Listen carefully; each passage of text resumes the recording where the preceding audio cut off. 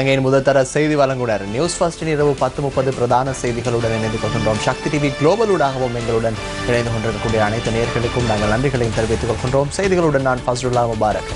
நாட்டின் வடக்கு கிழக்கு மத்திய மாகாணங்கள் நடைபெற்ற ஏராளமான செய்திகளின் வசம். அவை அனைத்திற்கும் முதலில் தலைப்புச் செய்திகள்.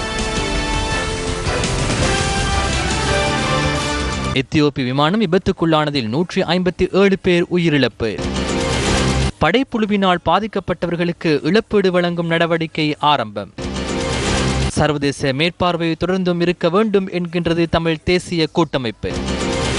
இந்திய மக்களவைத் தேர்தல் ஏப்ரல் 11 ஆரம்பம்.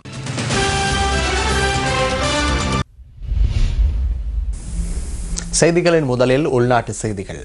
படைப்புழுவினால் பாதிக்கப்பட்ட விவசாயிகளுக்கு நிவாரணம் வழங்கும் திட்டம் இன்று அம்பாறையில் ஆரம்பித்து வைக்கப்பட்டது.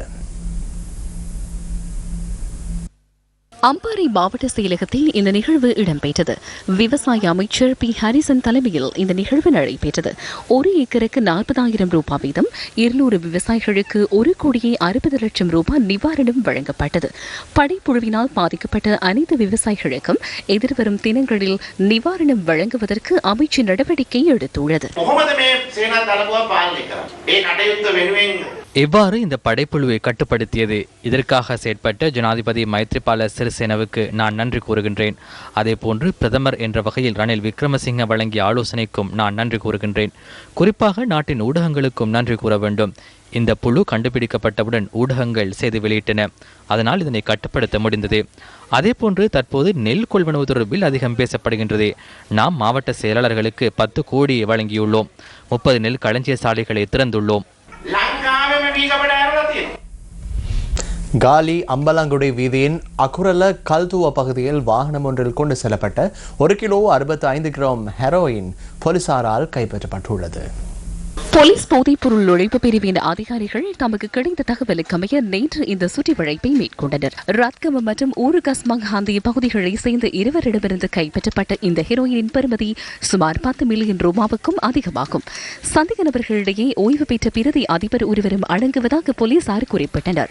சந்தேக நபர்கள் பல காலமாக காலி ஹிக்கடுவ மற்றும் அக்னிமன பகுதிகளில் ஹெரோயின் கடத்தலில் ஈடுபட்டுள்ளமை ஆரம்ப கட்ட விசாரணைகளில் தெரியவந்துள்ளது. இதேவேளை களுத்துறை சட்ட வலுவாக்கல் பிரிவு முன்னெடுத்த சுற்றிவளைப்பில் 30 கிலோகிராம் கேரள கஞ்சாவுடன் 5 சந்தேக நபர்கள் கைது செய்யப்பட்டுள்ளனர். களுத்துறை பிரிவில் கைப்பற்றப்பட்ட பாரிய அளவிலான கேரள கஞ்சாவாக அழுத்கம தர்கா நகரில் கைப்பற்றப்பட்ட இந்த தொகை பதிவாகியுள்ளது. கடந்த 3 மாதங்களில் போலீசார் மற்றும் போலீஸ் விசேட அதிரடி படையினர் இணைந்து பல போதைப்பொருள் சுற்றிவளைப்புகளை மேற்கொண்டிருந்தனர். 231 கிலோ 54 கிராம் ஹெரோயின் பேருவளையில் பறிமுதல்.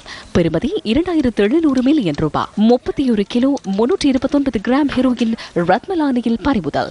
பெறுமதி 388 மில்லியன் ரூபாய். 5 கிலோகிராம் ஹெரோயின் கடுவழை கொத்தலாவலவில் பறிமுதல். பெறுமதி 50 மில்லியன் ரூபாய். 98 கிலோகிராம் ஹெரோயின் கொள்ளுப்பெட்டியில் போலீசாரால் பறிமுதல். பெறுமதி 1,141 மில்லியன் ரூபாய். 110 கிலோகிராம் ஹெரோயின் பிலியந்தலையில் பறிமுதல். பெறுமதி 1,100 மில்லியன் ரூபாய். 4 kilogram heroin 3 kilo 655 gram ice போதைப் பொருள் நீர்க்குழம்பு பொரத்தோட்டவில் பறிமுதல். பெறுமதி 100 மில்லியன் ரூபாய். இலங்கை வரலாற்றில் அதிகளவான போதைப் பொருள் கொள்ளுப்பட்டியில் பறிமுதல். தொகை 231 கிலோ 490 கிராம். பெறுமதி 3,533 மில்லியன் ரூபாய். பொரலை போலீஸ் நிலைய போக்குவரத்து பிரிவு பொறுப்பு அதிகாரி போலீஸ் இன்ஸ்பெக்டர் ஆனந்த சாகர சரச்சந்திர நேற்று இரவு உயிரிழந்தார். கடந்த 24 பம்பலப்பிட்டி பகுதியில் டிஃபெண்டரில் மோதிய அவர் கொழும்பு தேசிய வைத்தியசாலையில் தீவிர சிகிச்சை பிரிவில் சிகிச்சை பெற்று வந்தார். கடந்த 24 கடமை நிமித்தம் மோட்டார் சைக்கிளில் பம்பலப்பிட்டி நோக்கி பயணித்துக் கொண்டிருந்த போலீஸ் இன்ஸ்பெக்டர் ஆனந்த சாகர சரத்சந்திர போக்குவரத்து சமிஞ்சையை மீறி பயணித்த டிஃபெண்டர் ஒன்றில் மோதினார். அதன் பின்னர் 14 நாட்கள் தேசிய வைத்தியசாலையில் தீவிர சிகிச்சை பிரிவில் சிகிச்சை பெற்று வந்த அவர் நேற்றிரவு உயிரிழந்துள்ளார். பொலனறுவையைச் சேர்ந்த போலீஸ் இன்ஸ்பெக்டர் ஆனந்த சாகர சரத்சந்திர 3 பிள்ளைகளின் தந்தையாவார். அவர் தனது குடும்பத்துடன் பொர்லஸ்கமுவ கங்காராம பிரதேசத்தில் வாடகை வீடொன்றில் வாழ்ந்து வந்தார். போலீஸ் இன்ஸ்பெக்டர் ஆனந்த சாகர சரத்சந்திரவின் பூதவுடல் பொருளையில் உள்ள தனியார் மலர் சாலையொன்றில் வைக்கப்பட்டு நாளை பொருளை மயானத்தில் இறுதிக்கிரியைகள் இடம்பெறவுள்ளன. මේ සිද්ධියේ ප්‍රධාන සැකකරු හැටියට අපි අත්අඩංගුවට ගත්තේ. இந்த சம்பவம் தொடர்பில் போலீஸ் அத்தியட்சர் ஒருவரின் மகன் பிரதான சந்தேக நபராக கைது செய்யப்பட்டுள்ளார். பிரதான சந்தேக நபரை நீதிமன்றத்தில் ஆஜர்படுத்திய பின்னர் விளக்கமறியல் வைக்கப்பட்டுள்ளார். எனினும் சமூக வலைத்தளங்கள் மூலம் பொய் பிரச்சாரங்கள் மேற்கொள்ளப்படுகின்றன. அவ்வாறான செய்திகளை நீக்கிக் கொள்ளுமாறு நாம் கேட்டுக்கொள்கின்றோம். அவ்வாறு செய்திகளை பரப்புவோரின் முகவரியை முகப்புத்தகம் மூலம் பெற்றுள்ளோம். அவர்களையும் இந்த வழக்கின் சாட்சியாளர்களாக முன்வைக்கவுள்ளோம். அவர்கள் நீதிமன்றத்துக்கு வந்து எவ்வாறு வேறு ஒருவர் வாகனத்தை செலுத்தினார் என்பதனை கூற வேண்டும். குறிப்பாக இரவு நேர களியாட்டு விடுதிகளுக்கு அருகில் மது அறிந்துவிட்டு செயற்படும் நபர்களை கைது செய்வதற்காக போலீசார் நாளை முதல் தொடர் முயற்சிகளை முன்னெடுக்க உள்ளனர். දැවැන්ත මෙහෙයුම් අඛණ්ඩව ක්‍රියාත්මක කිරීමට අපි බලාපොරොත්තු වෙනවා. மான்செஸ்டர் சுதந்திர கிண கால்பந்தாட்ட தொடர் இன்று நிறைவுக்கு வந்தது. தொடரில் 12 வயதுக்குட்பட்ட பிரிவில் மான்செஸ்டர் ரெட் அணியும் 14 வயதுக்குட்பட்ட பிரிவில் மான்செஸ்டர் ரெட் அணியும் சாம்பியன் ஆகின. சர்வதேச ரீதியில் பிரகாசிக்கக்கூடிய இளம் கால்பந்தாட்ட வீரர்களை உருவாக்கும் நோக்குடன் இந்த தொடர் ஏற்பாடு செய்யப்பட்டிருந்தது. இரண்டாவது தடவையாகவும் இலங்கையில் ஏற்பாடு செய்யப்பட்ட இந்த தொடர் கொழும்பு குதிரை பந்தய திடலில் நடைபெற்றது. 12 வயதுக்குட்பட்ட பிரிவில் 12 அணிகளும் 14 வயதுக்குட்பட்ட பிரிவில் 12 அணிகளும் இந்த தொடரில் பங்கேற்றன. 2 குழுக்களின் கீழ் போட்டிகள் நடத்தப்பட்டதுடன் 12 வயதுக்குட்பட்ட பிரிவில் மான்செஸ்டர் ரெட் மற்றும் குரே அணிகள் இறுதிப் போட்டியில் விளையாடின. போட்டியில் இரு அணிகளும் தலா 2 கோல்களை போட்டிருந்த நிலையில் வெற்றியை தீர்மானிக்க பெனால்டி வாய்ப்பு வழங்கப்பட்டது. அந்த வாய்ப்பில் கோல் அடித்த மான்செஸ்டர் ரெட் அணி 12 வயதுக்குட்பட்ட பிரிவில் சாம்பியனானது. Manchester Black scores their first goal. Sorry, Kure. இதேவேளை 14 வயதுக்குட்பட்ட பிரிவுக்கான இறுதிப் போட்டியில் விளையாடுவதற்கான வாய்ப்பு மான்செஸ்டர் ரெட் மற்றும் குரே அணிகளுக்கு கிட்டியது. போட்டியில் 2-0 என்ற கோல் கணக்கில் மான்செஸ்டர் ரெட் அணி வெற்றியீட்டி சாம்பியனானது.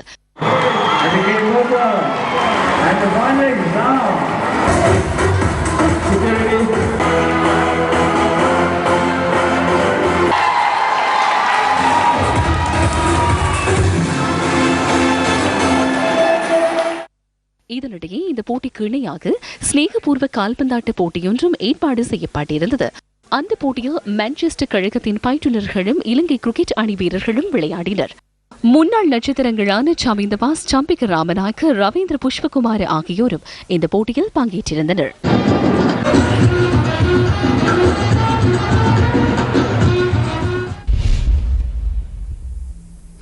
கமட்ட ஸ்ரீகொத்த, அதாவது ஐக்கிய தேசிய கட்சியினால் ஏற்பாடு செய்யப்பட்டுள்ள கிராமத்திற்கு சிறிகொத்த வேலை திட்டம் இன்று களுத்துறையில் ஆரம்பமானது.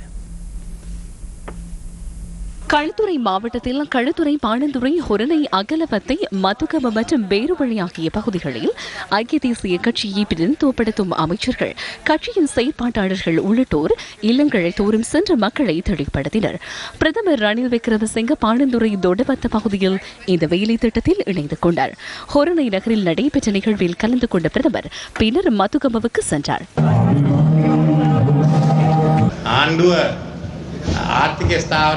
ஜனநாயகத்தை வலுப்படுத்துங்கள், பொருளாதார ஸ்திரத்தன்மை, கல்வி, சுகாதாரம், வீடமைப்பு வேலை திட்டங்கள் ஆரம்பிக்கப்பட்டுள்ளன.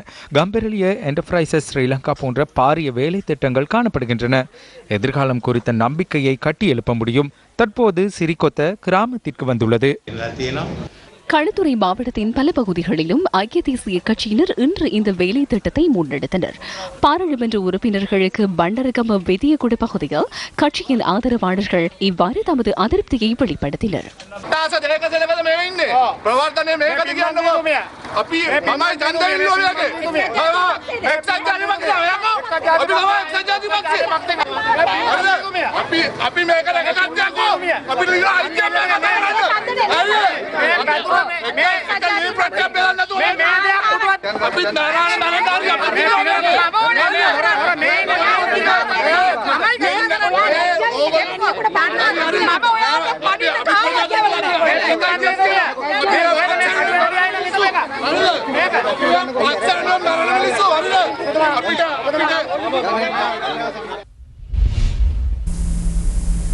இலங்கை தொடர்பில் ஐநா மனித உரிமைகள் ஆணையாளரின் அறிக்கை அண்மையில் வெளியானது. இந்த நிலையில் இலங்கை தொடர்பில் சர்வதேச சமூகம் எத்தகைய வழிமுறையை பின்பற்ற வேண்டும், இது தொடர்பில் தமிழ் தேசிய கூட்டமைப்பின் உறுப்பினர்கள் சிலர் தெரிவித்த கருத்துக்கள் அடுத்து. ஆனால் பாதுகாப்பு சபையில் ஒரு பிரச்சனை இருக்கிறது. சீனா போன்ற நாடுகள் தான் அதிலே முன்னுரிமையாக இருக்கிறது. எப்போதும் சீனா இலங்கையின் மஹிந்த ராஜபக்சேக்கு ஆதரவாக பல செயற்பாடுகளில் இருந்து கொண்டு வருகிறது. முன்பு ஐக்கிய நாடுகள் சபையில் கொண்டு வந்த பல தீர்மானங்களுக்கும் கூட ஆதரவு கொடுக்கவில்லை இலங்கை சார்பாக. ஆகவே சீனா போன்ற நாடுகள் இருக்கும் போது பாதுகாப்பு சபையில் எந்த முறையில் இது கையாளப்படும் என்பது ஒரு கேள்விக்குறியாக இருந்தாலும் இது உண்மையிலே பாதுகாப்பு சபைக்கு கொண்டு செல்லப்பட வேண்டும், அதிலே ஆராயப்பட வேண்டும் என்பதிலும் நாங்கள் உறுதியாக இருக்கின்றோம். பொறுப்பு கூறல் என்கின்ற கடப்பாட்டை இலங்கை அரசாங்கம் தான் பொறுப்பேற்ற வண்ணமாக நிறைவேற்ற வேண்டும் என்பதிலே அந்த அறிக்கை மிகவும் குறியாக இருக்கிறது. பலர் கால அவகாசம் கொடுக்க வேண்டாம் என்றொரு பொய்யான அடிப்படையிலே ஒரு பிரச்சாரத்தை மேற்கொண்டிருக்கிறார்கள். இங்கே கால அவகாசம் என்று எதுவும் கிடையாது. சர்வதேச மேற்பார்வை இந்த வருடத்தோடு முடிவடைகிறது. 34/1 என்று 2017 ஆண்டு மார்ச் மாதம் நிறைவேற்றிய தீர்மானம் இந்த வருடத்தோடு முடிவடைகிறது. இந்த தீர்மானத்தை நீடிக்காவிட்டால் சர்வதேச மேற்பார்வை இதற்கு பிறகு இருக்காது. அப்படி இல்லாமல் பண்ணுகிறதற்காக செயற்படுகிறவர்கள் தான் கால அவகாசம் கொடுக்க வேண்டாம் என்று சொல்கிறார்கள். கால அவகாசம் என்பது தவறான ஒரு சொற்பிரயோகம். ஆனால் சர்வதேச மேற்பார்வை தொடர்ந்து இருக்க வேண்டும். காணாமல் ஆக்கப்பட்டவர்கள், இந்த காணாமல் ஆக்கப்பட்டவர்களுக்கான அந்த நியாயமான அந்த நீதியான கோரிக்கை நிறைவேற்றப்பட வேண்டும். ஐநா மன்றத்தினால் எடுக்கப்பட்ட அந்த முடிவை இந்த அரசு நிலைநிறுத்த வேண்டும், நிறைவேற்ற வேண்டும். ஆனாலும் இந்த அரசு மந்தகதியிலே இருந்து செயற்படுகின்றதை நாங்கள் அவதானிக்கக்கூடியதாக இருக்கின்றது. அதற்கான பொறுப்பு கூறுகின்ற அந்த பொறுப்பு கூறுகின்ற அந்த சந்தர்ப்பத்தை அவர்கள் இழந்திருக்கின்றார்கள். இந்த பயங்கரவாத தடை சட்டம் உண்மையாக நீக்கப்பட வேண்டும், பயங்கரவாத எதிர்ப்பு சட்டம் நீக்கப்பட வேண்டும் என்ற அந்த கொள்கையில் நான் உறுதியாக இருக்கின்றேன். அந்த சர்வதேச சமூகத்தோடு ஐநா மெல்ல பேரவை நாடுகளோடு எங்களுடைய வகிபாகம் தொடர்ச்சியாக தொடர்ந்து கொண்டிருப்பது நாங்கள் கவனமாக, நிதானமாக, தந்திரோபாயமாக நாங்கள் எங்களுடைய மக்களுக்கு பதில் சொல்லக்கூடிய பொறுப்பு கூறக்கூடிய பொறுப்பு தமிழ் தேசிய கூட்டமைப்பும் இருக்கிறது. ஏனென்றால் அந்த சர்வதேச அரங்கில் எடுக்கப்படுகின்ற தீர்மானம் அதிலிருந்து இலங்கை விலகி இடமளிக்க கூடாது.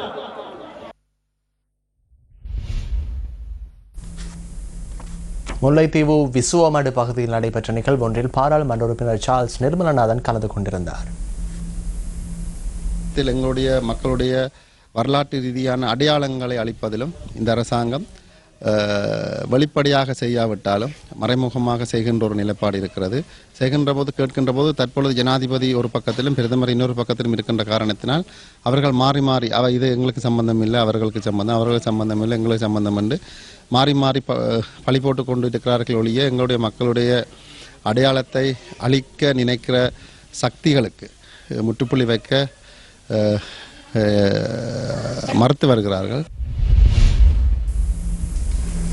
இலங்கையின் MTD வாக்கஸ் நிறுவனத்தில் தமக்கு சொந்தமான 91% பங்கை வேறு ஒரு நிறுவனத்திற்கு வழங்குவதற்கு அந்த நிறுவனத்தின் மலேசியாவில் உள்ள தாய் நிறுவனமான MTD புர்ஹாட் நிறுவனம் தீர்மானித்துள்ளது. இலங்கையின் நிறுவனம் ஒன்றிற்கு 8 தொடக்கம் $10 மில்லியன் வரையான தொகைக்கு அது வழங்கப்பட உள்ளது. இந்த நிறுவனத்தை அனு9 ஹோல்டிங்ஸ் நிறுவனம் கொள்வனவு செய்ய உள்ளதாக சிலோன் டுடே பத்திரிகை இன்று செய்தி வெளியிட்டுள்ளது. தேசமானிய அனுரத் அபிரத்ன மற்றும் அவரது குடும்பத்தினருக்கு சொந்தமான நிறுவனம் அடுத்து வரும் சில வாரங்களில் இதற்கான ஒப்பந்தத்தில் கைச்சாத்திட உள்ளது. இதன் 90% செயற்பாடுகள் நிறைவடைந்துள்ளதாகவும் சிலோன் டுடே பத்திரிகை செய்தியில் மேலும் குறிப்பிடப்பட்டுள்ளது.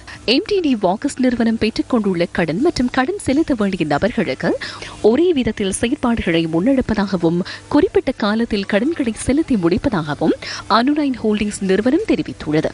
அனு9 ஹோல்டிங்ஸ் நிறுவனத்தின் தலைவர் தேசபாந்திய அனுரத் அபிரத்ன மற்றும் அதன் பணிப்பாளர்களில் ஒருவரான கயான் கல்ஹார அப்புவாராட்சி ஆகியோர் MTD வாக்கஸ் நிறுவனத்தின் சுயாதீன நிறைவேற்று அதிகாரமற்ற பணிப்பாளர்களாக நியமிக்கப்பட்டுள்ளனர்.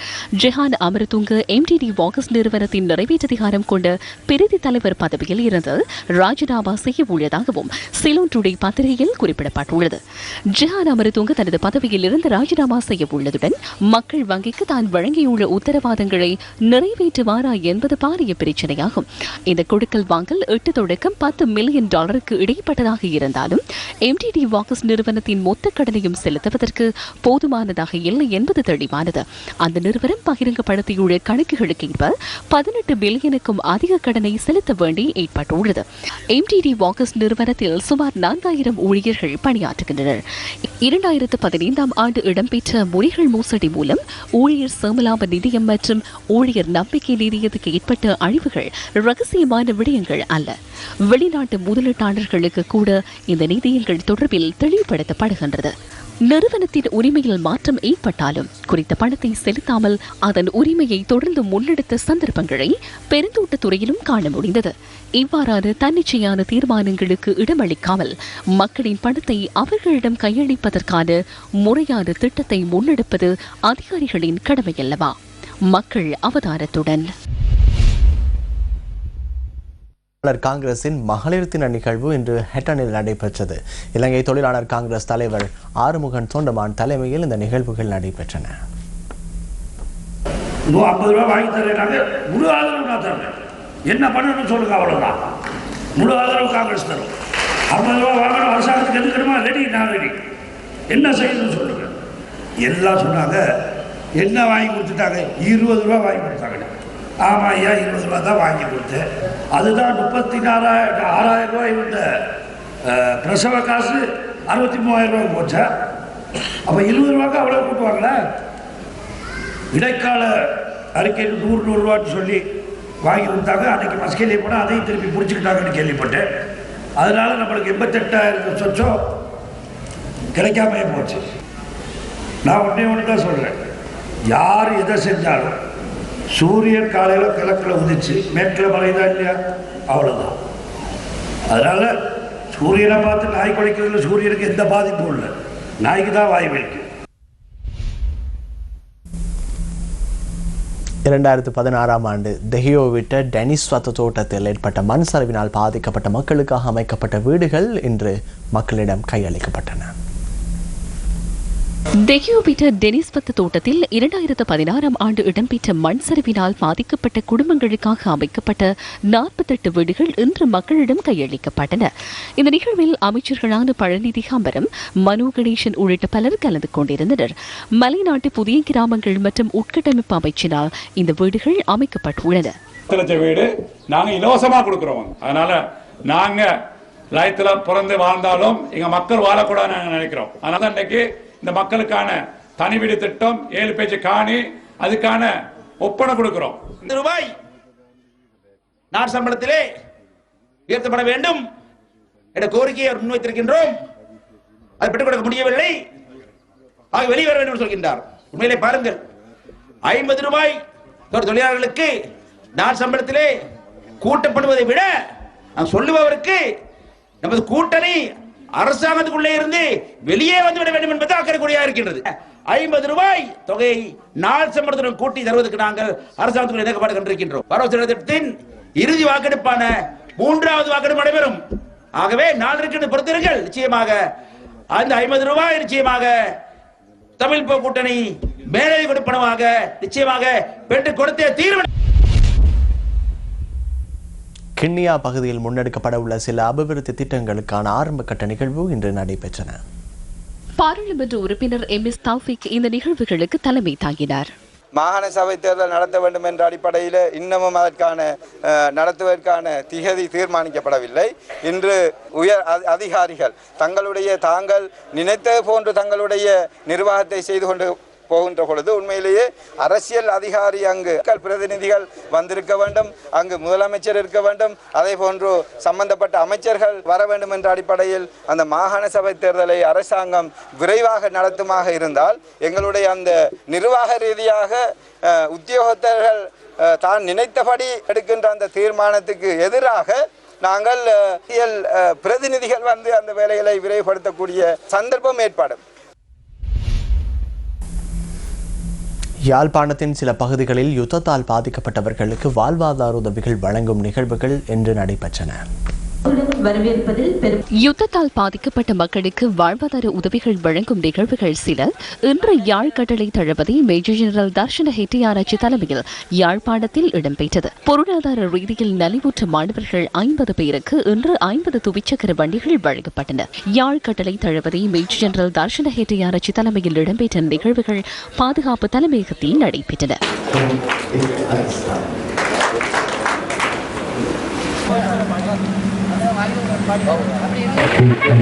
இதேவேளை யாழ் சாவகச்சேரி மகளன்கேணி மற்றும் நாவற்குழி பகுதிகளில் இராணுவத்தினரால் நிர்மாணிக்கப்பட்ட 10 மலசல கூடங்கள் பொதுமக்களிடம் கையளிக்கப்பட்டன.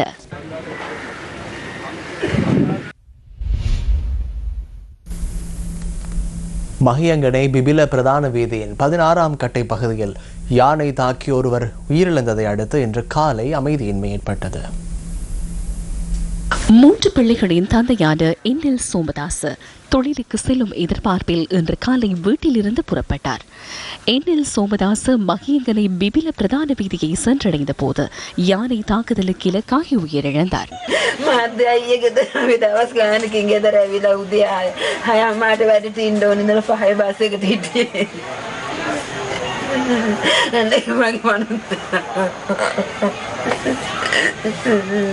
தமது மூத்த மகளை பல்கலைக்கழகத்துக்கு அனுப்புவதற்கு மேசன் தொழிலாளியான இவர் பெரும்பாடுபட்டுள்ளார்.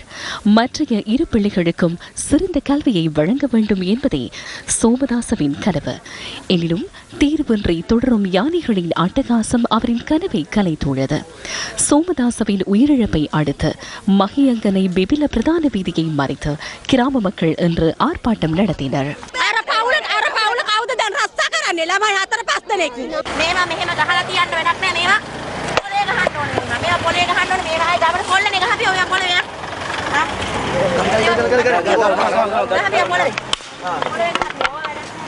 මහත්තයා මේ ඔෆිස් එකේ මේ මෙච්චර මේ ගමට කරදරයක් වෙලා තියෙද්දි මේ මිනිස්සු රාජකාරියක් කරන්නේ නැතුව දොරවල් වහලවල මේගොල්ලෝ මේ ගමෙන් පැනලා ගිහිල්ලා රාජ්‍ය සේවයක් කරන නිලධාරීද මේ මිනිස්සු.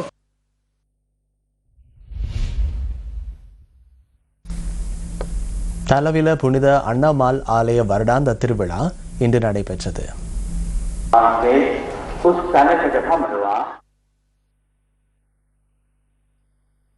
தலவில புனித அண்ணமால் ஆலயத்தின் வருடாந்த பங்குனி மாத திருவிழா கடந்த 3ஆம் தேதி கொடியேற்றத்துடன் ஆரம்பமாகி தொடர்ந்து நவநாள் ஆராதனைகள் நடைபெற்றன. சிலாபம் மறைமாவட்ட ஆயர் வெலன்ஸ் மெண்டிஸ் ஆண்டகை மற்றும் திருகோணமலை மறைமாவட்ட ஆயர் கிறிஸ்டி இமானுவேல் ஆண்டகை ஆகியோர் இன்று காலை திருவிழா கூட்டு திருப்பலியை ஒப்புக் கொடுத்தனர். தொடர்ந்து புனித அண்ணமாலின் திருச்சொரூப பவனி நடைபெற்றது. வழமை போன்ற இம்முறையும் நாட்டின் பல்வேறு பகுதிகளிலிருந்தும் வருகை தந்த பெருந்திரளானவர்கள் புனித அண்ணமாலின் திருவிழாவில் கலந்து கொண்டனர்.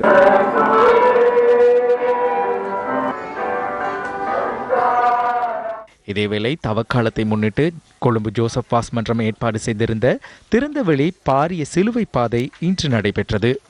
கொழும்பு புதுச்செட்டி தெரு புனித வியாகுலமாத ஆலயத்தில் ஆரம்பமான சிலுவை பாதை புனித லூசியாஸ் பேராலயத்தை சென்றடைந்தது. இதில் அதிகளவானவர்கள் கலந்து கொண்டிருந்தனர்.